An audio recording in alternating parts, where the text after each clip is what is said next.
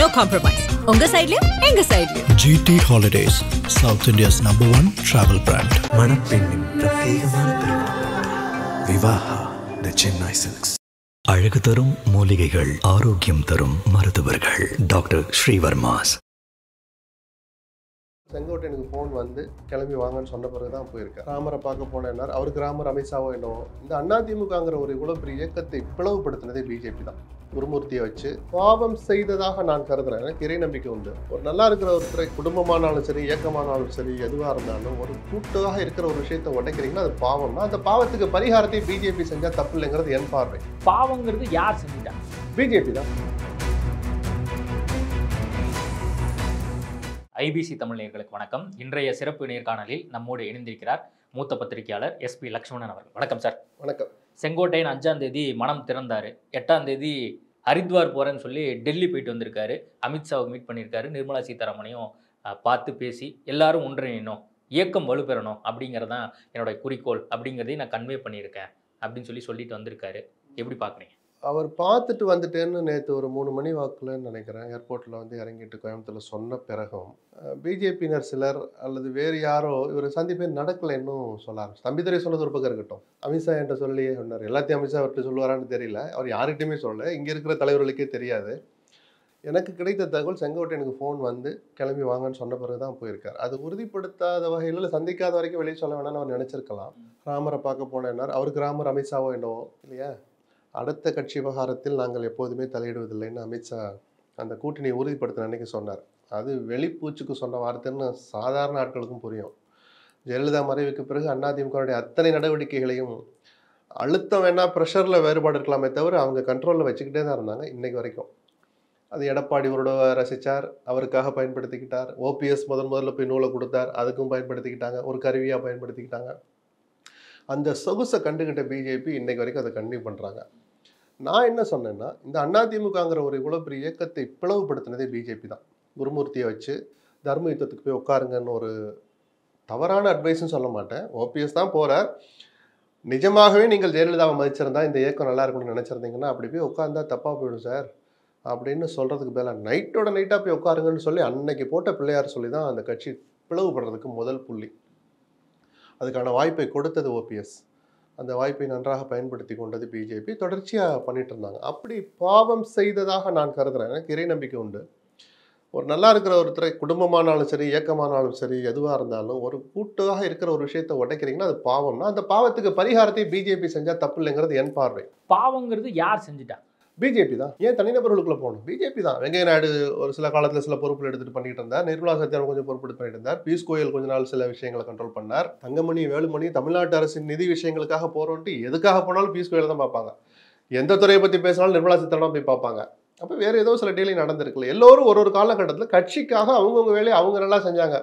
துரதிர்ஷ்டவசமாக அதிமுககாரங்க தான் அந்த கட்சியை பற்றி கவலைப்படாமல் போயிட்டாங்க. ஆக மொத்தம் பிளவுபடுத்தினது பிஜேபின்னா அதை ஒன்றுபடுத்துறதும் பிஜேபியினுடைய கடமைன்னு அந்த ஈக்குவேஷன் படி நான் சொல்கிறேன். செங்கோட்டையனை கூட்டிருந்தா தப்பு இல்லை. எப்படி இன்னொரு கட்சியோட இதில் பண்ணலாம், இவர் கூட்டணி இருக்கும்போது இதெல்லாம் ரைட்டு, இதெல்லாம் இருக்கும்போது நீங்கள் போய் டீல் வைக்கலாமா? அப்போ நாங்கள் பண்ணால் தப்பு, நீங்கள் பண்ணால் அப்படி இல்லை. நான் ஒரு தப்பு நடந்து போச்சு, அதை சரிப்படுத்துகிற பொறுப்பை யார் எடுத்துக்கிட்டாலும் நல்லதுன்னு நினைக்கிறேன் நான். ஆனால் பிஜேபி கொஞ்சம் தும்ப விட்டு வாழை பிடிக்கிற மாதிரி இதை பண்ணுறாங்க. 5ஆம் தேதி நான் மனம் திறக்க போகிறேன்னு 1ஆம் தேதி வாக்கிலே 2ஆம் தேதி சொல்லிட்டார்ல. அமித்ஷா நினைச்சிருந்தா அவர் ஃபோன் பண்ணி அப்படிலாம் ப்ரெஸ்ஸை பார்க்காதீங்கன்னு சொல்லியிருந்துருக்கணும்ல. அதுதான் நிஜமான அக்கறை. நீங்கள் எல்லாம் முடிஞ்ச பிறகு வாங்கன்னு கூப்பிட்றது வேற. அது கலாட்டாவுக்கான இப்போ விவாதம் பண்ணுறோமா, இல்லை நல்ல நோக்கமா கெட்ட நோக்கமா, இல்லை கழகங்கள் இல்லா தமிழகம்னு சொன்னவருடைய முதல் படியாக, முதல்ல ஒரு கழகத்தை ஒழிக்கிறவருடைய முதல் படியாக நம்ம என்ன நினைக்கிறது? சரி, ஓபிஎஸ் வெளியே போயிட்டார், ஒன்று படணும்னு நான் சொன்னேன். அமித்ஷா அதை ஆமோதிச்சார்னு சொல்கிறார்ல. அமித்ஷா என்ன சொல்கிறான்னு பார்ப்போம். அப்போ அந்த ஓபிஎஸ் நான் வெளியே போகிறேன் உங்களை பார்க்கணும்னு சொன்னபோது ஒரு துளி கூட டெல்லி தலைவர்களும் மதிக்கல, இங்கே இருக்கிற நயினார் கூட மதிக்கல. அதை அதுக்கப்புறமும் ஏதோ நக்கலா சொன்னார், அவர் கோச்சிட்டு வெளியே போனார். சரி, வெளியே போன பிறகு டெல்லி தலைவர்கள் சொன்னால் அவர் வந்துருவார், தினகரன் சொன்னார்ல, அப்பயும் கண்டுக்கல. சொல்லி பார்த்து தினகரனை 2 நிகழ்ச்சிகளில் பிறகுனீங்கன்னா அவரும் வெளியே போன பிறகு இப்போ நீங்கள் அப்போ உங்களுடைய உண்மையான நோக்கம் என்ன? இந்த கலாட்டாவை அப்படியே கண்டினியூ பண்ண வச்சு அதிமுக ஒரு பதட்டத்திலே வச்சு பலவீனப்படுத்துறதானா, இல்லை நிஜமாவே நீங்கள் பண்ண பாவத்துக்கு பரிகாரம் பண்ண போறீங்களான்னு எனக்கு புரியல. அமித்ஷா இனிமேல் என்ன சொல்ல போறான்னு பார்க்கணும். எதனால இந்த விஷயம் உயிரோடு இருக்கு? என்ன சார், செங்கோட்டையனா எல்லா கட்சி பொறுப்புலேருந்து நீக்கியாச்சு. நீக்கப்பட்ட ஒரு ஆள் போய் பார்த்தா எங்களுக்கு என்ன பார்க்கட்டினாலும் கூட எடப்பாடி அப்படி அசால்ட்டாக இருக்க முடியாது. ஏன்னா எடப்பாடி எங்கே தப்பு பண்ணுறாருனா சார், இவ்வளவு தூரம் ஒரு மிகப்பெரிய தியாகம் பண்ணிட்டு தான் பிஜேபியோட அணிக்கு ஒத்துக்கிட்டார், கூட்டணிக்கு. தியாகம்னா என்னன்னா, நான் இஸ்லாமியர்களை கூட்டி வச்சு இனிமேல் எந்த காலத்துலையும் பிஜேபியோட கூட்டணியாக சொன்னோம். கூட்டணி வச்சுக்கிட்டா சிறுபான்மையினர் ஓட்டு போடவே மாட்டாங்கன்னு தெரிஞ்சிருந்தோம். இந்த உருட்டல் மிரட்டல்கள் அல்லது ஒரு பிரியத்தின் பேரில் கொள்கைக்காக இயல்பான கூட்டணி எதையோ மனசில் வச்சு போய் சேர்ந்தார்ல, அப்படி சேர்ந்த எடப்பாடியை இன்னைக்கு வரைக்கும் அமித்ஷா என்டார்ஸ் பண்ணவே இல்லை, ரெகக்னைஸ் பண்ணவே இல்லை. பிரச்சாரம் தொடங்கி கிட்டத்தட்ட 120 தொகுதிகளை முடிக்க போறாரு. இன்னைக்கு வரைக்கும் எங்கள் கூட்டணியுடைய முதலமைச்சர் வேட்பாளர் அவர் தான், அமித்ஷாவிலேருந்து வரவே இல்லை. ஆனால் இந்த உண்மை நல்லா தெரிஞ்சிருந்தோம். எடப்பாடி அவரே சொல்லிக்கிட்டோம், தப்பு கிடையாது, நான் அதை நியாயம் தான் சொல்லுவேன். அவர் தான் இந்த கட்சி பெரிய கட்சி, இந்த கூட்டணிக்கு தலைமை அவர் தான். தமிழ்நாட்டில் நான் தான் முதலமைச்சர் வேட்பாளர்னு சொல்கிற உரிமை அவருக்கு இருக்குது, அவர் தான் சொல்லணும். ஆனால் அந்த கூட்டணி ஜெல் ஆகிடுச்சா சார்லாம் நீங்கள் சில பேர் கேட்குறீங்களா? ஜெல் ஆகணும்னா அந்த கட்சியினுடைய தலைமையும் என்டார்ஸ் பண்ணால் தான் அது ஜெல் ஆகும். கீழே 2 கட்சி தொண்டர்களும் மிங்கிளாகி வேலை செய்வாங்க. பிரச்சாரத்தை தொடங்குற அன்னைக்கு கூட ஒரு ட்வீட் போடல. 120 தாண்டி விட்டார், இன்னைக்கும் சொல்லலை. ஆனால் எடப்பாடி என்ன பண்ணுறாரு, அவரும் சொல்லிக்கிறார், அமித்ஷாவே சொல்லிவிட்டார். கேபி ராமலிங்கம் மாதிரி பிஜேபியில் 2 ஆளுகளை பிடிச்சி அவங்களே சொல்ல வைக்கிறார். அமித்ஷா சொல்லிட்டார். எங்கே சார் சொன்னார்? இல்லை நான் எதாவது பேப்பர் படிக்காம விட்டேனா, இல்லை நீங்கள் ஏதாவது மிஸ் பண்ணிட்டீங்களா? அப்படி சொல்லியிருந்தால் ஏதாவது கிளிப்பிங்கை காட்டுங்க. எங்களுடைய முதலமைச்சர் வேட்பாளர் எடப்பாடி தான், அமித்ஷா சொன்னதை காட்டுங்க. ஆன் ரெக்கார்டு கடைசியாக அவர் கொடுத்த பேட்டி, முதலமைச்சர் பதவியை பற்றி அவர் சொன்ன அதிகாரப்பூர்வ கருத்து என்ன தெரியுமா? 2026 தேசிய ஜனநாயக கூட்டணி ஆட்சி அமைக்கும், அதிமுகவிலிருந்து ஒருவர் முதலமைச்சர் ஆவார். அந்த வார்த்தை இந்த நிமிஷம் வரைக்கும் உயிரோடு இருக்கு. எடப்பாடியும் அதை அப்படியே கண்ணை மூடிக்கிட்டா அது இல்லைன்னு ஆயிடும் நினைச்சிட்டு இருக்கிறாரு. நான் எடப்பாடியவே அறிவிக்கட்டும், இனிமேல் மாத்தினா அது எவ்வளவு குழப்பங்கள் வருங்கிறதையும் தெரியாதவனெல்லாம் நான். அவரை ஏன் சொல்ல வைக்க மாட்டீங்க?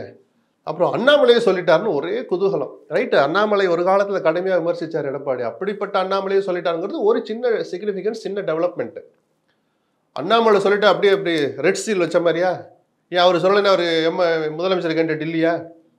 ஒரு பேச்சு கேட்குறேன். ஆனால் இன்னைக்கும் தமிழ்நாடு பிஜேபியில் ஒரு தனித்த செல்வாக்கை வைத்திருக்கிற அண்ணாமலை அந்த வார்த்தையை சொன்னால் அவருடைய ஆதரவாளர்கள் கொஞ்சம் எடப்பாடி மேலே ஒரு சாஃப்டாக இருப்பாங்கங்கிறது வரவேற்க தகுந்த விஷயம்.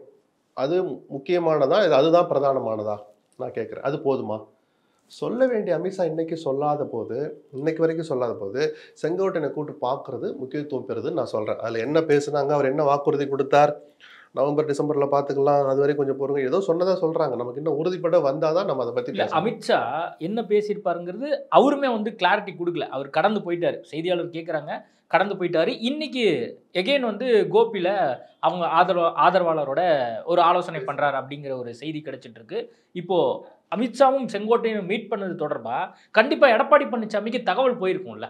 அது எடப்பாடி பழனிசாமி எப்படி ரிசீவ் பண்ணியிருப்பாரு தெரியல. இனிமேல் அவர் வாய் தர சொல்றாரா, இல்லை உள்ளுக்குள்ளேயே பதட்டப்படுறாரா, உள்ளே எரிச்சல் படுறாரா, கோவப்படுறாரா, என்னைய சீண்டி பார்க்குற வேலையை வச்சுக்காதீங்கன்னு தன்னுடைய தூதர் மூலமா சொல்லி அனுப்புறாரா? அவ்வளோ துணிச்சல் வருமானு எனக்கு தெரியல. ஏதோ ஒரு உணர்ச்சி அவர் காட்ட வேண்டிய இடத்துல வந்துட்டார்ல. இப்போ கண்டுக்காம இருக்க முடியாது. நான் சொன்னேன் இல்லையா ஃபர்ஸ்ட்ல, நம்ம பொறுப்புலேருந்து கலட்டின ஆளு தானே, அவர் போய் என்ன பார்த்தா நமக்கு என்ன இருக்குன்னா எடப்பாடி அசால்ட்டாக இருக்க முடியாது. ஏன்னா யாரோ ஒருத்தர் பார்க்கல, தேசிய அளவில் கூட்டணிக்கு தலைமை வைக்கிற பிஜேபியை சேர்ந்த மோடிக்கும் ஜேபி நட்டாவுக்கும் இல்லாத அதிகாரத்தை தன்னகத்தை வைத்திருக்கிற அமித்ஷாவை போய் பார்க்குற போது அந்த சந்திப்பில் நிர்மலா சீதாராமனும் உடன் இருந்தார் அப்படின்னு வர தகவலை பார்த்தா ஏதோ ஒன்று நடந்துகிட்டு இருக்கு. நான் என்ன சொல்கிறேன் சார், நீங்கள் 1000 வேணாலும் இருக்கட்டும் சார், உங்கள் சண்டையெல்லாம் அப்புறம் இருக்கட்டும். இந்த கட்சி ஒற்றுமைப்படணும் அப்படின்னு நினைக்கிற பத்திரிகையாளர் நான் ஒருத்தன். எடப்பாடி இருந்தது பதவி பறிங்க, இவங்களுக்கு கொடுங்க, அதெல்லாம் எடப்பாடியே தொடர்ந்தாலும் அந்த கட்சி நல்லா இருந்தால் தான் அவர் மீண்டும் முதலமைச்சராக முடியுங்கிற அந்த யதார்த்தத்தின் அடிப்படையில் நாம் சில கருத்துக்களை சொல்கிறோம். செங்கோட்டையன் அதான் சார், இப்போ ஆலோசனை நடத்துகிறான்னு சொல்கிறீங்களே, இன்றைக்கி டெய்லி பண்ணுவார். ஓபிஎஸ்ஸை போய் பார்ப்பாரு, டிடிவி போய் பார்ப்பாரு, யாரெல்லாம் ஒத்த கருத்து உடையவர்களை நான் போய் பார்த்து இந்த பலப்படுத்துகிற வேலையில் நான் இறங்குவேன்னு சொன்னார்ல. 10 நாள் வரைக்கும் வெயிட் பண்ணணும் அவசியம் இல்லை. அவர் 2ஆம் நாளே அவர் முடிவு எடுத்துட்டார் எடப்பாடி, அதை நான் பரிசீலிப்பதாக இல்லை அப்படின்னு மறைமுகமாக எதை வச்சு சொன்னார்? இந்த பொறுப்புகளை பறித்ததன் மூலமாக அந்த கருத்துக்கு வந்துட்டார். இல்ல, பிரச்சாரத்தின் போதே எடப்பாடி பழனிசாமி சொல்றாரு, நிறைய பேர் கட்சியை உடைக்க பாக்குறாங்க, பிளவுபடுத்த பாக்குறாங்க, அதெல்லாம் ஒன்றும் முடியாது, உங்க ஆதரவோட எல்லாமே தவிடுபடியாகும் அப்படின்னு. ஒரு தலைவர் அப்படிதானே சார் பேசணும். தொண்டர்கள் கூடி இருக்கிறாங்க, அப்படிதான் பேச முடியும். ஐயோ செங்கோட்டையன் வேற இப்படி பிரஸ் மீட் வச்சாரு, எனக்கு என்ன பண்றேன்னே தெரியல, ராத்திரி படுத்தா தூக்க வர மாட்டேன்னு ஒரு தலைவர் சொல்லுவார். அப்படிதான் சொல்லுவார். அதை கன்ஸ்ட்ரக்டிவாக எடுத்துகிட்டு போனால் நாமளும் அதை வாழ்த்து சொல்லலாம். அந்த கட்சியை நல்லா வச்சிருக்குன்னு நம்ம சொல்கிறோம். யாரும் உடைக்க முடியாது, பிளக்க முடியாதுன்னு சொல்லிட்டு ஒன்றுபட்டு அதிமுக வச்சுக்கிட்டு படுதோல்வியில் சந்திச்சுக்கிட்டே இருந்தால் எப்படி அந்த இயக்கம் இன்னொரு முறை தோல்வி வந்தால் தாங்காதுங்கிறதுனால பல பேர் இதை பற்றி பேசுகிறாங்க. இப்போ செங்கோட்டையினுடைய அந்த ஒன்றுபட்டணும் அப்படிங்கிற கருத்தை டிடிவி தினகரன், ஓபிஎஸ் அவர்கள் புகழேந்தி போய் மீட் பண்ணிட்டு வந்தார். கேசி பழனிசாமி தொலைபேசி வாயிலாக செங்கோட்டையன் எனக்கு நயினார் அழைச்சாரு. நாகேந்திரனே அதை வரவேற்கிறார். ஒன்றுபட்ட அதிமுக ஆமா நானும் அதை வரவேற்கிறேன்னு தான் சொல்றாரு. யாரு கட்சி ஒண்ணுபட வேண்டாம்னு யாராவது சொல்லுவாங்களா சார்? நல்ல மனசுல யாராவது ஒருத்தர் இந்த கட்சி நாசமா இல்ல இப்ப போட்டு செங்கோட்டையன் முன்னாடி இருக்கக்கூடிய வாய்ப்புகள் என்ன? ஒன்றிணையணும். அதை அவர் கேட்க இல்ல மாட்டேங்கிறாரு. ஆப்ஷன் இல்ல. அவர் ஆப்ஷனை வச்சுக்கிட்டு நான் அதுல ஏதாவது ஒண்ணு போவேன்னு சொல்லலையே. ஒன்றிணைக்கிற முயற்சியில இறங்குவேங்கிறார். இனிமேல் தானே சார் ஒண்ணுன்னா இல்ல தெரியும். பொதுச் செயலாளர் முடிவுக்கு நான் விட்டுறேன் அப்படிங்கிற ஒரு யார் யாரை விஷயத்தையும் சேர்க்கணுங்கிறத அவர் முடிவு கூட்டுறேங்கிறாரு. அதை பத்தி நான் பரிசீலிக்கவே மாட்டேன். அதை பத்தி பேசவே மாட்டேன். நீங்களும் பேசாதீங்கன்னு சொல்றதுனாலதான் இந்த பிரச்சனை வருது. எடப்பாடி யாரையுமே அனுமதிக்கல. 6 பேர் போய் சந்திச்சு பேசினாங்களா? சந்திப்பே நடக்கலைன்னு சொன்னவர் தானே சார் அவரு. இவர் போட்டு உடைச்சாரு. எந்த 6 பேர்னு சொன்னாரா?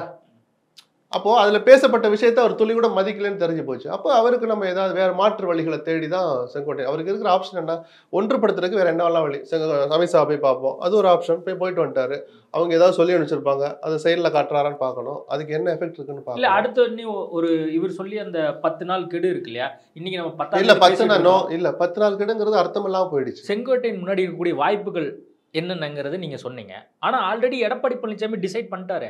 ஒன்றிணையத்துக்குலாம் வாய்ப்பே இல்லை, நான் வந்து சுற்றுப்பயணம் போறேன், எல்லாமே ஒண்ணு மண்ணாதான் இருக்கும் அப்படிங்கிற இடத்துக்கு அவர் போயிட்டு இருக்கும்போது இதுல ஒன்றிணைங்கிறதுக்கான அந்த ஒரு விஷயம் குறித்து எடப்பாடி பழனிசாமி டிசைடட் இல்ல. இல்ல அந்த ஒரு கருத்தை நான் ஏத்துக்குவேன். ஏன்னா 1000 பேர் 1000 முயற்சி செஞ்சாலும் எடப்பாடி ஒத்துழைக்காமல் இந்த ஒன்றிணைகிறது, ஒற்றுமை பலப்படுத்துறது எல்லாம் நடக்க வாய்ப்பே இல்லை.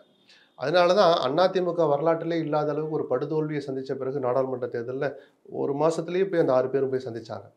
போயிட்டு அண்ணே நீங்க கொஞ்சம் மனசு வைங்க, கட்சி காணாம போயிட்டு இருக்கு, நீங்க அடுத்து நம்ம சட்டமன்ற தேர்தல் வரப்போகுது, உங்களை 2வது தடவை முதலமைச்சர் நாங்க சொல்ல போறோம், அப்போ கட்சி நல்லா இருந்தாதான் நீங்க இது பண்ண முடியும், உங்களுக்காக தான் பேசுறோம். இன்னும் சொல்ல போனா சசிகலாவால பாதிக்கப்பட்டவங்க இந்த 6 பேர்ல 3 பேர் இருக்கிறோம். நாங்களே சொல்றோம் ஒன்னா இருந்தாதான் கட்சிக்கு நல்லதுன்னு சொல்றோம், உங்களுக்கும் நல்லதுன்ற போது அதை கேட்க மறுத்தார். ஏன்னா ஏன் அவர்கிட்ட போனாங்க? அவர் தான் முடிவு பண்ணணுங்கிறார். அப்போ எடப்பாடி இவ்வளவு தூரம் உறுதியா இருக்கிற போது அந்த உறுதியை குலைக்க பிஜேபி முயற்சிக்கிறதா, இல்ல அவர் காட்டுகிற உறுதியை மதித்து மௌனமா இருக்காங்களா? இதுதான் செங்கோட்டையோட ஆப்ஷன்ல 3வது ஆப்ஷனா போய் அடுத்த ஆப்ஷனா போய் தீர்மானிக்கும். தினகரன் ஓபிஎஸ் என்ன பண்ண போறாங்க, சசிகலா என்ன பண்ண போறாங்க, எத்தனை கேள்வி கேட்டாலும் எடப்பாடி பிஜேபி அணுகிற விதத்துல தான் இது எல்லாத்துக்குமே பதில் அடங்கி இருக்கு. ஒன்னு ரைட்டு, என்ன இருந்தாலும் நம்ம கூட்டணிக்கு தலைமை பெரிய கட்சி பிரிச்சு இருந்தாலும் இவர் தான் பெரிய குரூப் வச்சிருக்கிறார். அவங்க பாஷையில் உடஞ்சதை ஒத்துக்கிட்டா கூட பெரிய குரூப் எடப்பாடிக்கிட்டு தான் இன்னைக்கு கட்சியே இருக்கு. அதுல சொல்றதுக்கு நமக்கு என்ன இருக்கு? அப்படி ஒரு முடிவுக்கு வந்து இந்த தடவை எடப்பாடி சொல்றதை கேட்டு போகணும் மௌனமா போறது ஒரு ஆப்ஷன் பிஜேபிக்கு. இல்ல எடப்பாடிக்கு ஏதாவது டிஸ்டர்பன்ஸ் கொடுப்போம், ஒரு ப்ரெஷரை கொடுப்போம், மாத்திக்கிறாரான்னு பார்ப்போம் தன்னுடைய மனசை. இல்லைன்னா வேற ஆப்ஷன் வச்சுக்கோம். ஏன்னா செங்கோட்டையனை கூட்டு பேசுனதை பார்த்தா எடப்பாடியால் பொறுப்புகளில் பறிக்கப்பட்ட செங்கோட்டையனை அழைச்சு அந்த எடப்பாடி இன்னமும் வைத்துக் கொண்டிருக்கிற பிஜேபி பார்க்குதுன்னா உள்ள வேற ஏதோ வேலை நடக்குது தானே நீங்களும் நானும் ஒரு லேமேனாவே ஒரு சந்தேகப்படுவோம். அது மெட்டீரியலைஸ் ஆகுதா இல்ல புஷ்னு போகுதா எல்லாம் பார்த்துட்டு தான் நம்ம யோசிக்க முடியும். அப்போ எடப்பாடியினுடைய அந்த மன உறுதியை டெஸ்ட் பண்ணி பார்க்குது பாஜக, அல்லது பாஜக மூலியமாக அதிமுகவில் இருக்கக்கூடியவர்கள் இந்த மாதிரி அவருடைய உறுதியை டெஸ்ட் பண்ணி பார்க்குறாங்க. இந்த நிலைப்பாட்டில் தான் அவர் இருக்காரா? நம்ம சொல்றதா அவர் கேட்க இல்ல பார்க்கறாரா? சார், நாங்க சொல்லி பார்த்தோம். இப்போ செங்கோட்டையன் என்ன சொல்லியிருப்பாரு? நான் சொல்லி பார்த்தோம், 6 பேர் போய் பார்த்தோம், அவர் கேட்கல, ப்ரெஸ் மீட் வச்சு பார்த்தேன், கடைசியில் என் பொறுப்பே பறிக்கிறாரு. ஸோ அவர் கேட்கறதா இல்லை, நீங்க ஏதாவது உதவி பண்ணுங்கன்னு கூட கேட்டிருக்கலாம். அப்பதான் உங்களுக்கும் நல்லதுன்னு கூட செங்கோட்டையன் சொல்லுவோம். யதார்த்தம் தானே அது. அதிமுக நல்லா இருந்தாலும் சார் பிஜேபி ஜெயிக்க முடியும். இப்போ சவுத்தில் ஒரு 5 தொகுதி வாங்குறாங்க, 10 தொகுதி வாங்குறாங்க வச்சுக்கோ பிஜேபி அசம்பிளியில். எந்த லட்சணத்தில் அவங்க ஜெயிப்பாங்க? டெல்டாவில் வாங்குறாங்க ஒரு 4 தொகுதி, எப்படி ஜெயிக்க முடியும்? அங்கே யாருக்கு செல்வாக்கு இருக்குன்னு தெரியும். ஸோ ஒன்றுபட்ட அதிமுக அங்கே, ஏன்னா மற்ற ஏரியா பற்றி நான் சொல்லலை, குறைஞ்சபட்சம் அங்கே செல்வாக்கு இருக்கிறது தெரிஞ்ச பிறகும் அவர்களை புறக்கணிச்சுட்டு நீங்கள் அந்த அதிமுகவோட கூட்டணி வச்சா உங்களுக்கு நல்லதில்லை. செங்கோட்டையன் சொல்லி தான் அமித்ஷாக்கு தெரியுமா?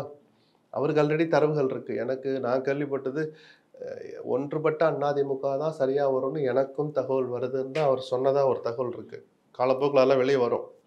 அப்போ எல்லோருக்குமே தெரியுது, எடப்பாடிக்கு மட்டும்தான் தெரிய மாட்டேது. இல்லை தெரிஞ்சிருந்தும் ஒரு சுய பாதுகாப்பின்மையா இல்லை எதனால அவர் இப்படி தடுத்து நிற்கிறாருன்னு நமக்கு புரியல. ஓபிஎஸ் சசிகலா கட்சிக்குள்ள வந்துட்டா நம்மளை ஓரம் கட்டிடுவாங்க, இதுதான் அவர் இல்லை, நினைக்கிறார். அது எந்த அரசியல்வாதிக்கும் இருக்க வேண்டிய இயல்பான பயம்தான். இப்போ முதலமைச்சர் வேட்பாளர்னு அறிவிச்சு பாதி தூரம் போயிட்டு இருக்கிறாரு. பொதுச்செயலாளர் பதவி சட்டப்பூர்வமாகவும் தேர்தல் ஆணையத்தின் மூலமாகவும் நிறுவப்பட்ட ஒரு இதாக ஆயிடுச்சு. எடப்பாடி தான் சொல்லிட்டு சிவில் கேஸ் நடக்கிறதுக்கு இன்னும் 10-20 வருஷம் ஆகும். ஸோ இப்போதைக்கு அதுக்கு திரட்டு இல்லை. அப்படி உட்காந்து பேசுகிற போது வாங்க ஒன்றுபட்ட அதிமுக சரி சேர்த்துக்கிற உங்களுக்கு நோக்கம் என்ன தேவைன்னு கேட்குற போது இந்த பொதுச்சாளரையோ முதலமைச்சர் பதவியோ குறி வச்சா அப்போ பேச்சுவார்த்தை கிடையாதுன்னு எந்திரிச்சு வர்றது ஒரு வகை. நீ என்ன சொன்ன வரேனே நான் கேட்க மாட்டேன், நானும் அதை பற்றி யோசிக்க மாட்டேன், ஆனால் கட்சி தோத்துக்கிட்டே இருக்கிறத நான் வேடிக்கை பார்ப்பேன்னா அது சரியானு தான் நம்ம கேட்குறோம். இவருடைய வாதம் எல்லாம் அப்படி தானே இருக்குது. இப்போ ஒரு 4 இடம் ஜெயிச்சிருந்தாங்கன்னா இந்த சத்தம் வருமா சார்? நாடாளுமன்ற தேர்தலில் இத்தனை போட்டி கிடையில அது பணபலமிக்க திமுக சுற்றி சுழண்டு கூட்டணி பலத்தோடு சூறையாடி களமாடுகிற போது 4 இடம் ஜெயிச்சு காமிச்சான்றது பெரிய வெற்றியாக பார்க்கப்பட்டிருக்கும். அதுக்கும் வழி இல்லையே. ஏன்னா இரட்டை தலைமை இருந்தால் தான் என்னால் ஜெயிக்க முடியல, 21 தோல்விக்கு காரணம் சொன்னார். 24 இவரே ஒற்றை தலைமையாக இருந்து அந்த தேர்தல் நடத்தினதே இவர் தான். ஒரு தொகுதி கூட ஜெயிக்கும், 4ங்கிறது அதிகம். 1 ஜெயிச்சிருந்தா கூட அது எடப்பாடியினுடைய ஒரு என்ன சொல்ற அரசியல் வரலாற்றில் அவருடைய தனித்த ஆளுமைக்கு ஒரு சின்ன ஒரு அங்கீகாரமாக இருந்திருக்கும். எந்த வெற்றி கிடைக்காத போது தானே எல்லாருமே பதறாங்க. இன்னொரு தடவை தோல்வி வந்துட்டு அதிமுக தாங்காது. ஏன்னா புது வரவு விஜய்னு ஒருத்தர் வந்துட்டார். அவர் அதிமுக ஓட் பேங்கே குறி வைக்கிறார். சரிதானா? நான் இப்போ 10% வாங்குவார் நம்ம மினிமம் சொல்கிறோம். அவங்க 20 வரும்னு பல்வேறு சர்வேக்கள் எடுத்து வச்சுட்டு பேசுகிறாங்க. இருக்கட்டும், 10 வாங்கினா கூட அந்த 10ல் 5 அதிமுக ஓட்டுன்னு நான் நினைக்கிறேன். நாமளும் சில விஷயங்களை கவனிப்போம்ல, யூகிப்போம்ல, எங்கேருந்து வருவான் அந்த 10? என் பார்வையில் 10ன்னு சொல்கிறது அவங்க இன்னும் அதிகமாக்குறதுக்கு தான் வெளிப்படையாகவே குறி வைக்கிறார்.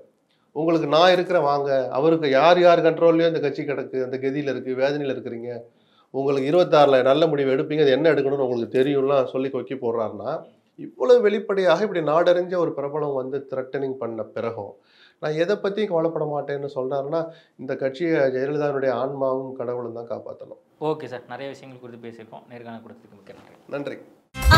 No compromise. உங்க சைடுலயும் எங்க சைடுலயும். GT Holidays, South India's #1 travel brand. மணப்பெண்ணின் பிரத்யேகமான திருமணம் விவாஹா தி சென்னை சில்க்ஸ். அழகு தரும் மூலிகைகள், ஆரோக்கியம் தரும் மருத்துவர்கள். டாக்டர் ஸ்ரீவர்மாஸ்.